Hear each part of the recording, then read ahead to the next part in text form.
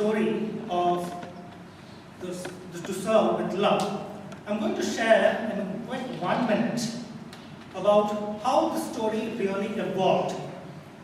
Now, why this story is important to us in this generation. All of you have been students or are students. And it is very difficult to imagine what is going on at the other side of the table. And when Ian Braithwaite became a teacher, he took a job that was much less demeaning than his previous role. He was a soldier, a fighter in the Royal Air Force.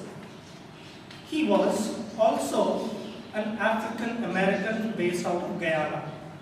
So in the time when this novel is set in 1959, he faced a lot of resistance, not just from the community, but from the school students themselves. He was going to teach them English, and the topmost class in the school was students who came from a very difficult neighborhood. They did not care about what was being taught. And the last straw was that E.R. Braithwaite, when he went to the class one day, he saw a sanitary napkin being burnt in the classroom, and that was the last and final straw. So we joined the story of the turning point on how he took on the class and turned it around to be one of the best classes by the end of the story. This narrative or this chapter is about that turning point. Next morning, I had an idea. It was nothing clear-cut, merely speculative. But I considered it all the way to school. Then after assembly, as soon as they were quiet, I waded in. This might be a bit rough on the students, I thought, but here goes. I am your teacher, and I think it right and proper that I should let you know something of my plans for this class. I tried to pitch my voice into its most informally pleasant register. We are going to talk, you and I, but we'll be reasonable with each other. I would like you to listen to me without interrupting in any way. And when I am through, any one of you may say your piece without interruption from me. I was making it up as I went along, and watching them at the least sign that they would work or drop it. They were interested. My business here is to teach you, and I shall do my best in making my teaching as interesting as possible. If at any time, anything which you do not understand or which you do not agree to, I would be pleased if you would let me know. Most of you would be leaving school in 6 months or so. And that means in a very short while, you will be embarked on a very adult business of earning a living. Bearing that in mind, I have decided from now on you will be treated not as children, but as young men and women, by me and by each other. When we move out of the state of childhood, certain higher standards of conduct are expected of us. At this moment, the door was flung open, and one of the students, Pamela Dede, rushed in, somewhat breathlessly, to take her seat. She was very late. For instance, I continued, there are really 2 ways in which a person may enter a room. One is in a controlled, dignified manner. The other is as somebody has just planted a heavy foot in your backside. Miss Dare has just shown us the second way. I'm quite sure she will now give us a demonstration of the first. To this day, I do not know what made me say it, but there it was. I was annoyed in the way in which she had just barged in, very late. All eyes were on her, as she had probably planned. But instead of supporting her, they were watching her, waiting for the result of my challenge. She blushed. Well, Miss Dare. Her eyes were black with anger and humiliation, but she stood up and walked out, closing the door quietly behind her.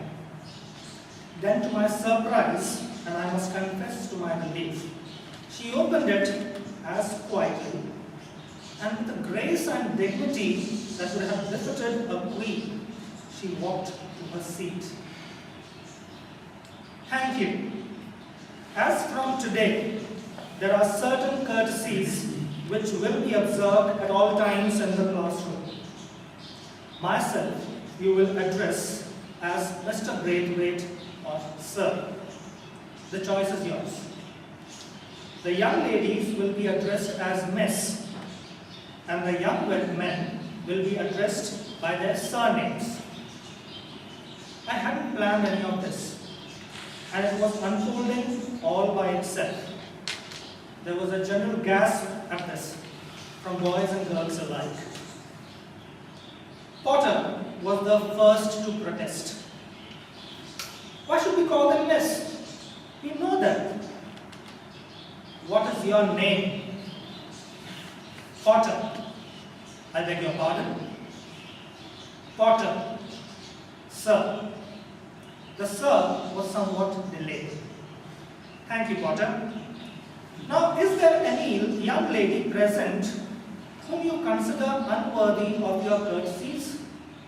Sir? Is there any one of these young ladies who you think does not deserve to be addressed as Miss? With one accord, all these girls turned to look at Potter, as if daring him. He quailed visibly before their concerted eyes and said, "No, sir. You should remember, Potter, that in a little while, all of you will be expected to express these courtesies as part of your jobs. It would be helpful for you to become accustomed in giving and receiving them." I walked around my desk and sat in my chair. The next point concerns the general deportment and the conduct of the class. First, the young ladies. They must understand that in the future, they must show themselves both worthy and appreciative of the courtesies that we men will show them. As Potter said, we know you. We shall want to feel proud to know you. And just how proud we shall feel depend entirely upon you.